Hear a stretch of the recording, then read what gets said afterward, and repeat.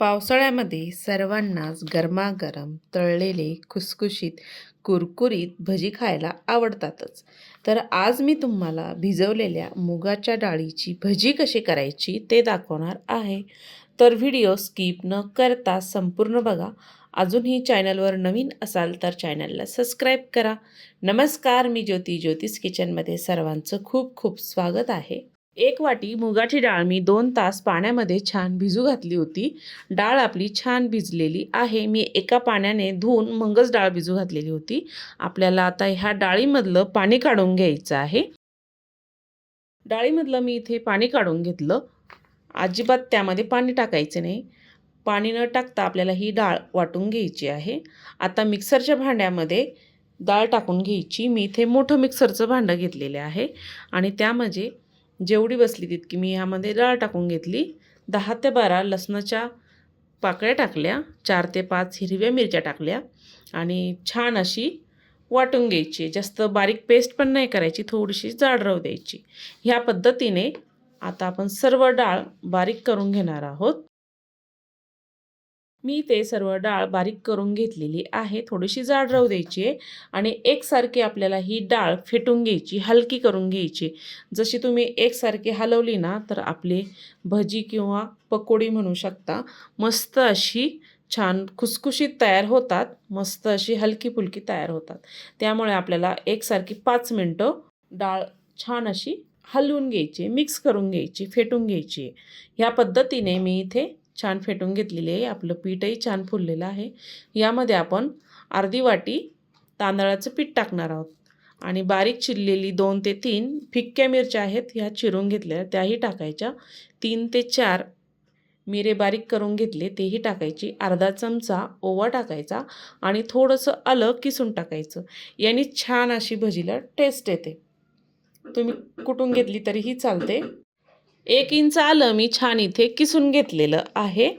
ह्या पद्धतीने आल्यामुळे ही छान चव येते.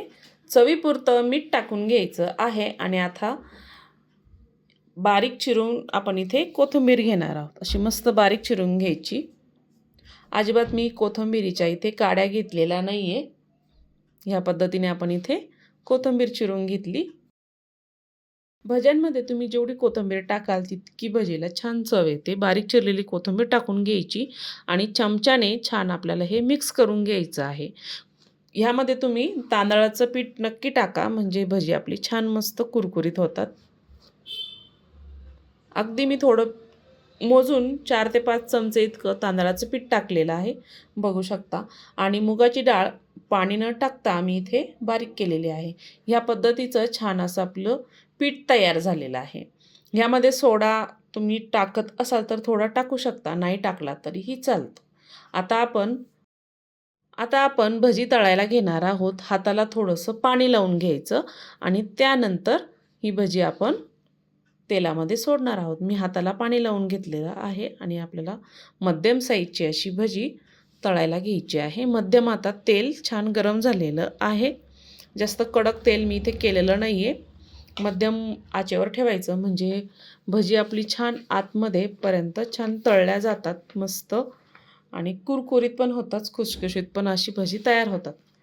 आता मी ते सर्व भजी सोडून घेतलेली आहे तेलामध्ये. छान आता उलटून घ्यायची. छोट्या चमच्याने मी इथे उलटून घेत आहे आणि छान गोल्डन कलर येईपर्यंत आपल्याला ही भजी तळून घ्यायची.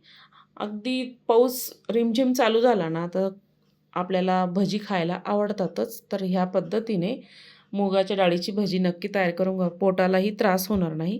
मी इथे फिक्क्या मिरच्या 3 घेतलेल्या आहेत, त्या पण तेलामध्ये टाकून घेतलेल्या आहे. अजिबात तिखट नाही आहे. त्या भजींसोबतच छान मी तळून घेणार आहे. बघू शकता भजीचा कलर मस्त असं दिसत आहे. बघता क्षणी खावीशी वाटेल इतकी छान अशी भजी तयार झालेली आहे. काही जणांना बेसन पिठाचा त्रास होतो, तर अशी मुगाच्या डाळीची भजी नक्की तयार करून बघा. आपली भजी छान तळलेली आहे. छान तेल निथरून आपण एका ताटामध्ये काढून घेऊया. टिश्यू पेपरवरही टाकू शकता किंवा बटर पेपरवरही टाकू शकता. भजी आपली एक बॅच छान तळलेली आहे.